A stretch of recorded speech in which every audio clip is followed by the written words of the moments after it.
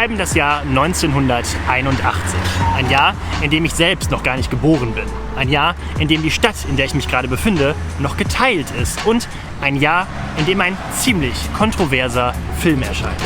Die Rede ist von Christiane F., Wir Kinder vom Bahnhof Zoo.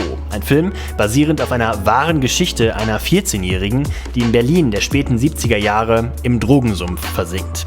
Gedreht wurde der Film damals mit jungen Laiendarstellern und zum Teil auch an den Originalschauplätzen des Buches, und er enthielt zahlreiche kontroverse Szenen, wie zum Beispiel auch einen sehr explizit dargestellten Drogenentzug, der bis dato noch nie so im Kino zu sehen war. Dieser Film ist inzwischen genau 40 Jahre alt. Eine gute Gelegenheit also, mal zu gucken, was sich seitdem verändert hat. Willkommen zu einer neuen Filmsafari.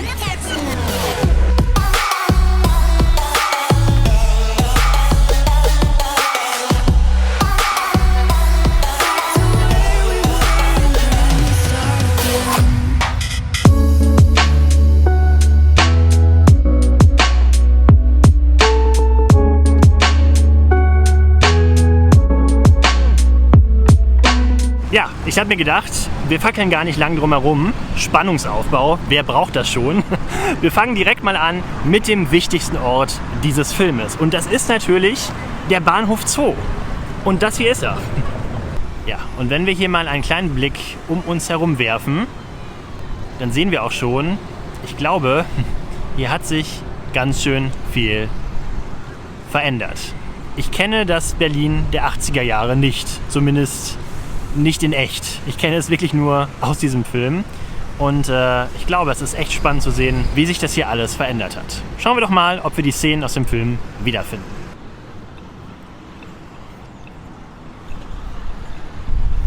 So, ich habe jetzt hier so eine Straßenecke gefunden.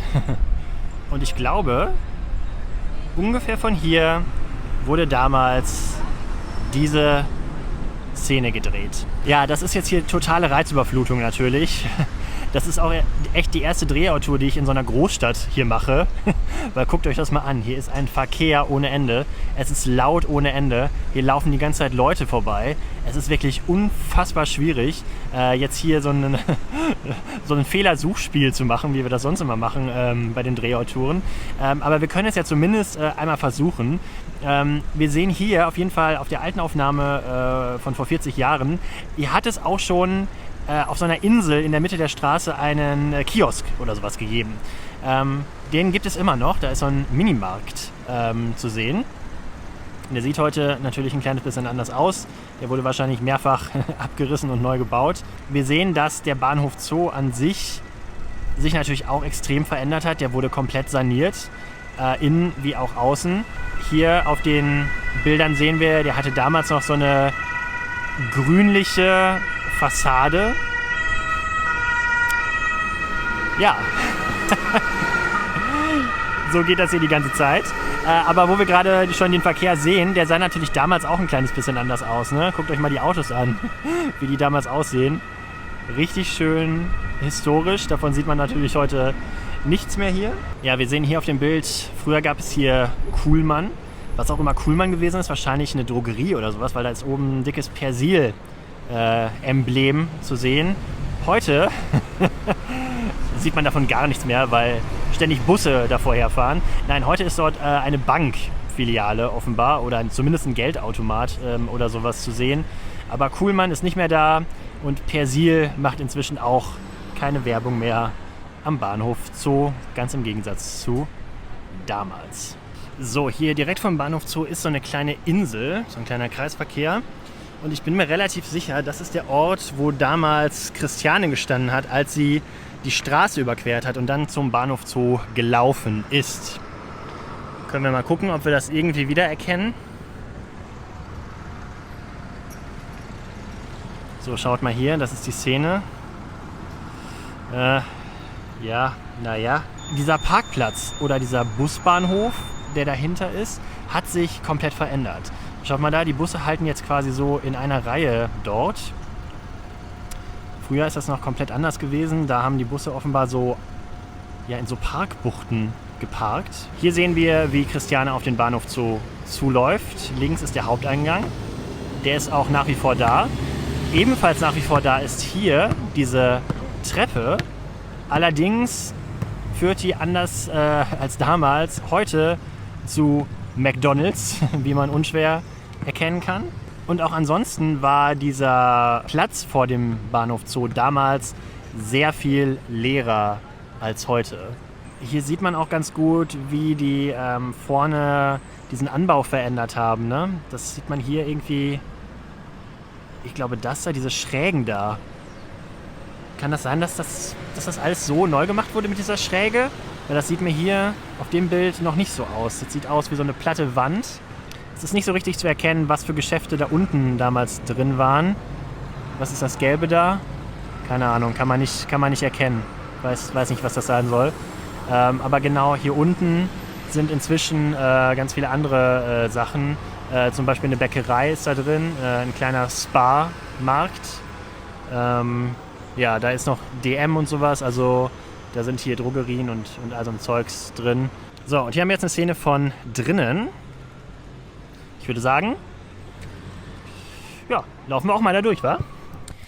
Ja, im Bahnhof selbst erinnert heute nichts mehr an das, was man im Film sieht. Damals vor 40 Jahren war das hier offenbar eine totale Absteige, richtig runzlig und abgewrackt und hässlich.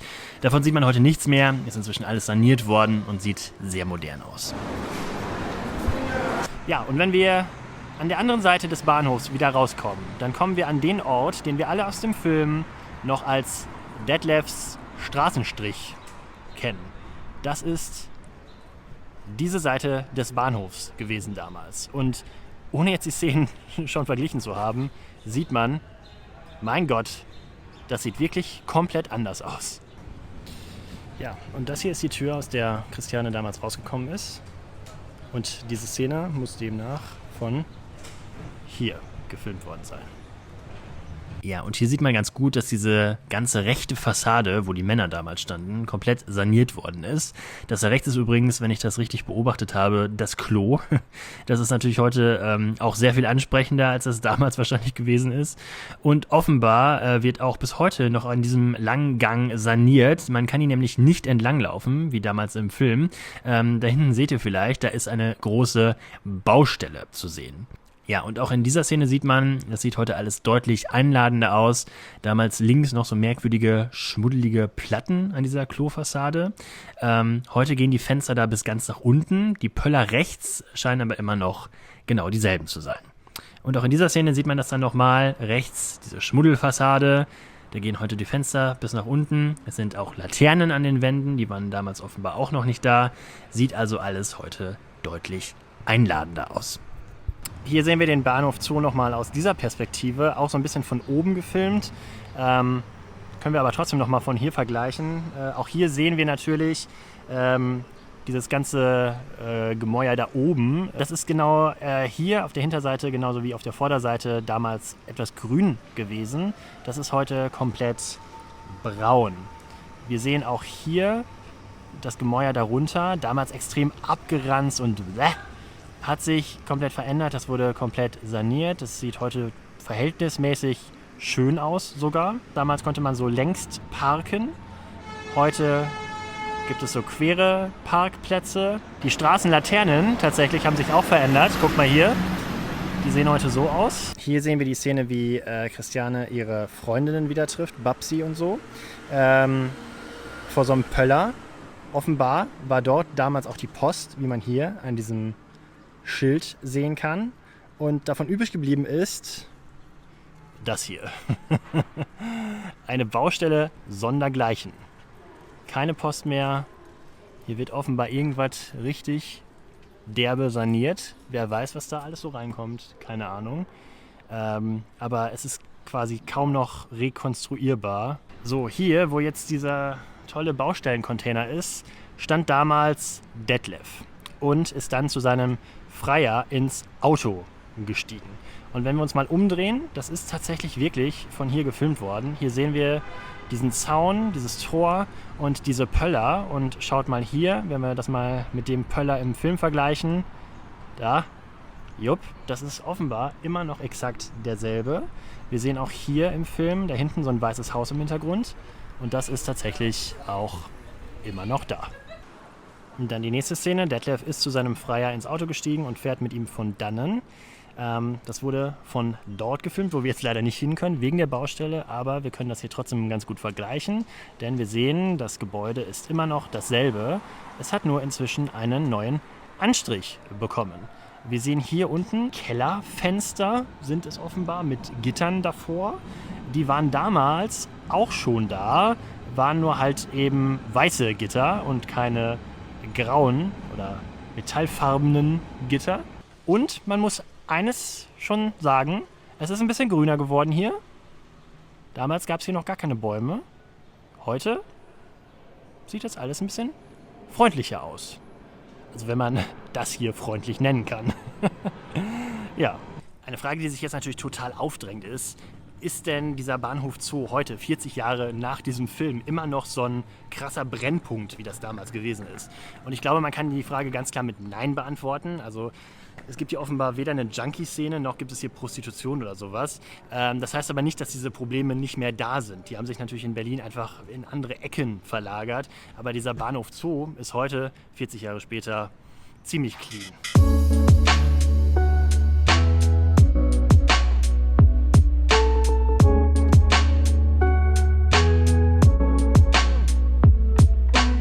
So, der nächste Ort, den wir heute besuchen, der ist mindestens genauso schmuddelig und wie der Bahnhof Zoo, also zumindest vor 40 Jahren, als der Film gedreht wurde.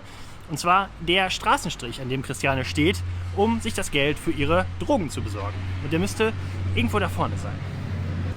Ja, irgendwo hier muss das sein.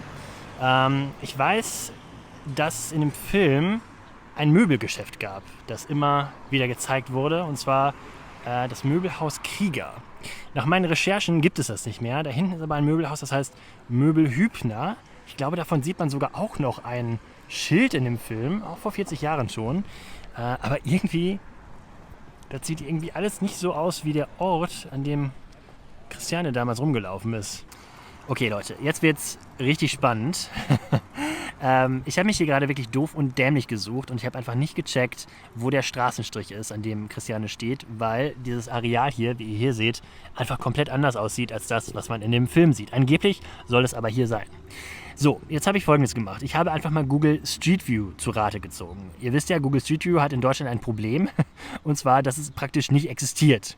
Es wurden allerdings vor weit über 10 Jahren mal Aufnahmen in ein paar großen deutschen Städten gemacht, unter anderem auch in Berlin. Das heißt, diese Aufnahmen sind irgendwie von 2008, 2009. Und wenn wir uns diese Aufnahmen mal angucken, bei Google Street View aus dem Jahre 2009, dann sehen wir, aha, guckt mal da, das hier ist tatsächlich der Straßenstrich. Und das ist genau derselbe Ort, an dem ich mich gerade befinde. Wir sehen hier einen großen Parkplatz. Das ist der Kundenparkplatz offenbar von Möbel Hübner. Das Möbelhaus, was immer noch existiert, und zwar dort und hier oben. Da ist dieser Turm und hier auf dem Bild sieht man diesen Turm auch noch. Aber, ihr seht schon, da ist was anders. Und zwar dieses Gebäude hier. Und das steht offenbar genau dort, wo damals dieser Parkplatz war. Und im Übrigen auch, wenn wir nochmal zurückgehen, und im Übrigen auch, wo früher der Straßenstrich gewesen ist von Christiane und ihren Freundinnen.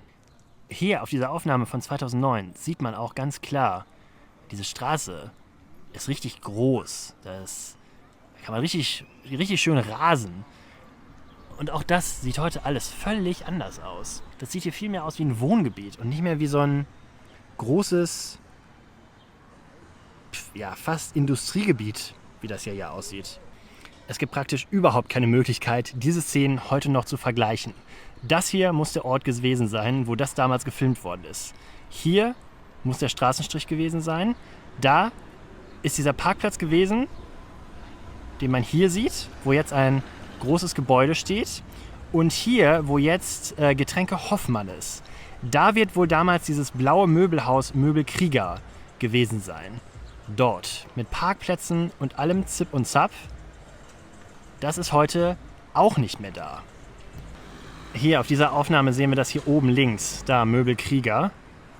Das ist definitiv nicht mehr da und das gleiche gilt offenbar auch für sämtliche Häuser, die dort in der Straße standen. Schaut mal hier, das war so ein graues Haus, da rechts daneben so ein leberwurstfarbenes Haus. All das ist heute nicht mehr da. Das sind alles große Neubauten mit Supermärkten drin und allem Zip und Zap.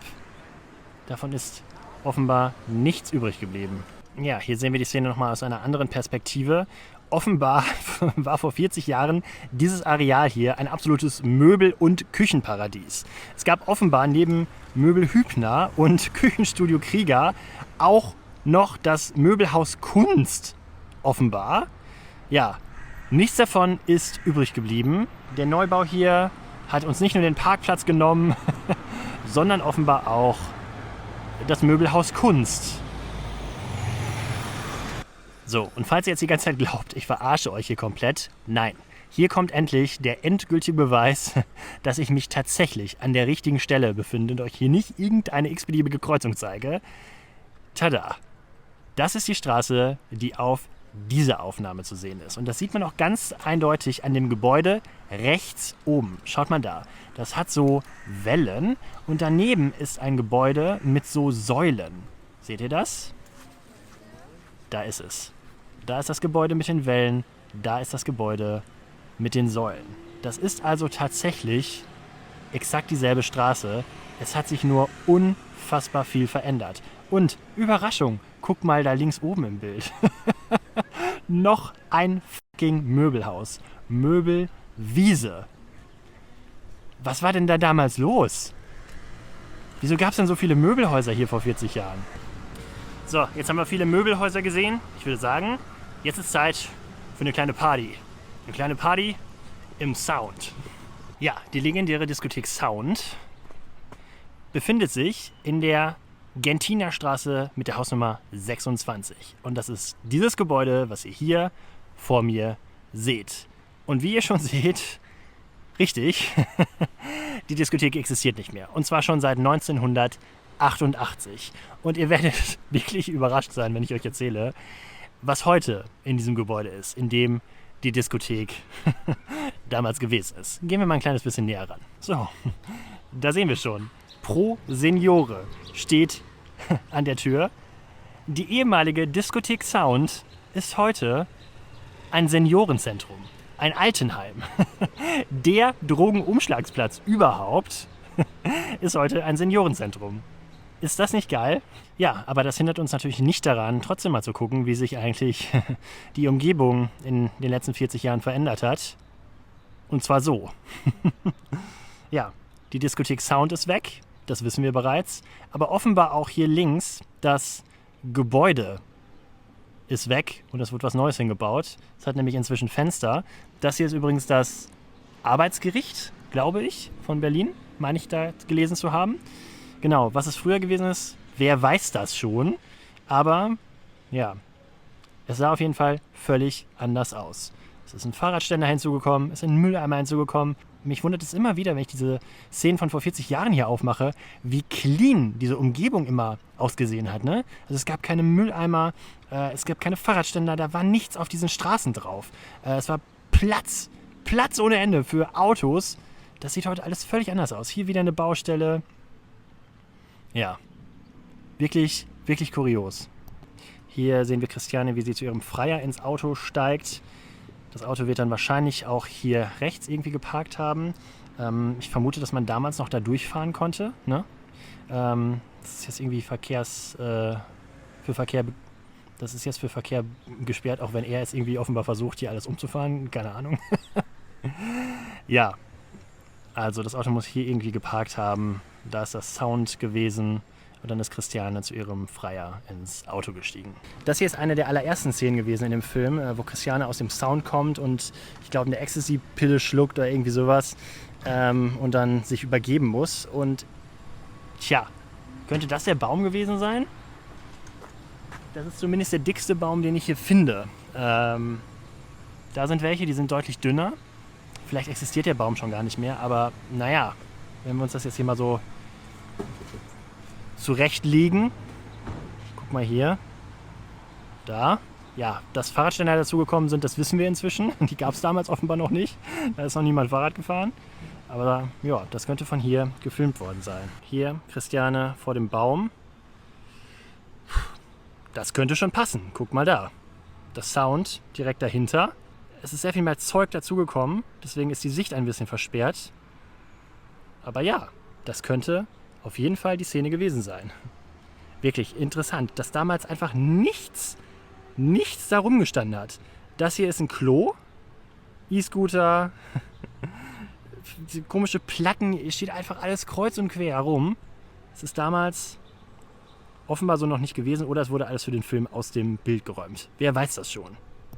Ey, ich bin hier gerade mit der Kamera an so einem Dönerladen vorbeigelaufen und da rief mir echt jemand hinterher: Ey, das ist bestimmt ein Influencer. Leute, ey, nicht jeder, der eine Kamera in der Hand hat, ist gleich ein Influencer. Aber wenn ihr wollt, ich habe bestimmt auch irgendeinen Rabattcode für euch.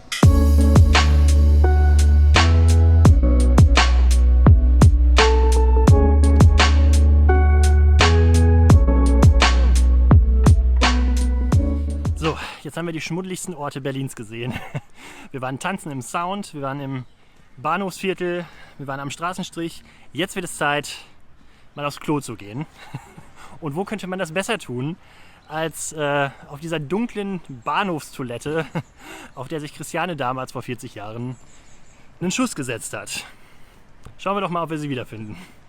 Tja, und wie könnte es auch anders sein? Ihr habt es wahrscheinlich schon vermutet. Natürlich. Auch das Bahnhofsklo ist inzwischen nicht mehr da. Aber das hier ist der Ort gewesen, an dem die Szenen damals gedreht worden sind. Wir sehen hier links diesen Pöller, wir sehen rechts diesen kleineren Pöller, diesen Bogen mit dem Loch drin. Und wie ihr seht, da fährt ja gerade einer rein, ist das inzwischen ein Parkplatz. Früher war das offenbar noch nicht so. Da war das einfach nur so eine klassische Unterführung, die in den U-Bahnhof reinführte, wo man einfach hergelaufen ist. Da waren damals, wie man hier auf diesem Bild sieht, auch so Absperrungen, dass da keine Autos reinfahren. Ja, das ist heute anders. Heute ist es ein Parkplatz. Und das Toilettenhäuschen musste offenbar dafür weichen.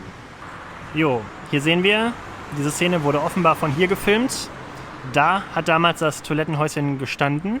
Ich muss hier wirklich aufpassen, dass mich keine Taube ankackt, ne? Guckt euch mal diesen Boden hier an. Okay, wir machen es ganz schnell. Und ihr bleibt bitte da, wo ihr seid und hört auf zu kacken. Also, hier sieht man die Szene. Da kommt dieser unfassbar creepy Typ raus, der Christiane ihren allerersten Schuss setzt, glaube ich, ne? So war das auch damals. Da ist das Toilettenhäuschen gewesen. Wir sehen hier links und rechts dieser Pöller mit der Tür drin. Existiert heute noch, aber die Tür ist nicht mehr grün, sondern braun. Alles andere ist offenbar genauso geblieben, wie man das von damals kannte. Wenn hier das Toilettenhäuschen war, auf der anderen Seite, nämlich hier, saßen damals Atze und Alex. Atze, schlag mich tot. Ich hab's vergessen. Ich weiß es nicht mehr, wie die hießen, die beiden Typen. Wie wir hier sehen, oh, Überraschung. Auch hier ist mal wieder alles neu. Guck mal da, komplett neuer Neubau. Hier sehen wir, das war damals noch ganz anders. Was ist es wohl gewesen damals? Eine Postfiliale vielleicht? Mit diesen gelben Aushängen da? Könnte sein, oder? Ja, heute nichts mehr von zu sehen. Ein dicker, weißer Neubau. Hier, zwischen den Mauern durchgefilmt, ist wohl diese Szene entstanden. Die drei sitzen auf dieser Absperrung, die heute nicht mehr existiert. Stattdessen eine etwas andere Absperrung. Aber hier sehen wir, dass es tatsächlich derselbe Ort gewesen ist, weil dieses Gebäude da, das ist offenbar als wohl das einzige Gebäude in Berlin nicht abgerissen worden. Das sah damals schon genauso aus wie heute, wenn auch es hat eine etwas andere Farbe. Ansonsten interessant, dass die Uhr immer noch da ist. Guck mal da. Die Uhr existiert noch. Kann sein, dass es eine neue Uhr ist inzwischen. Die sieht hier etwas grünlicher aus. Und das Schild darunter ist inzwischen ein anderes. Da steht jetzt Werbeflächen zu vermieten. Früher war das ein Parkplatz. Schild. Spannend, oder? Mann, Mann, Mann. So, eine Sache wollte ich euch noch zeigen. Ja, das Drogenproblem in Berlin ist offenbar noch nicht ganz behoben. Wie man an diesem Gerät hier sieht, das ist offenbar so ein Fixautomat. Da kann man sich hier sein Besteck und seine Spritzen und sowas offenbar kaufen. Und seit neuestem übrigens auch Corona-Masken. Ist auch wichtig, ne? Ich bin wirklich beeindruckt, wie viel sich doch in 40 Jahren so verändern kann. So, jetzt aber ganz schnell hier weg, bevor mich die Tauben treffen. So, ich habe es geschafft. Das war's für heute. Wir sind wieder am Fernsehturm angekommen. Ja, und das war mein kleiner Ausflug in die kleine, schmuddelige Welt von Christiane F., die heute, 40 Jahre später, gar nicht mehr so schmuddelig ist. Wenn euch das gefallen hat, was ihr hier gerade gesehen habt, dann lasst doch gerne mal einen Daumen nach oben da. Ihr könnt auch meinen Kanal abonnieren und die Glocke drücken, dann verpasst ihr kein weiteres Video. Und wenn ihr mich und meine Arbeit so ein bisschen unterstützen wollt, könnt ihr das auch sehr gerne tun. In der Videobeschreibung findet ihr einen Patreon-Link. Das war's aber für heute. Ich sag Tschüss und bis zur nächsten Reise.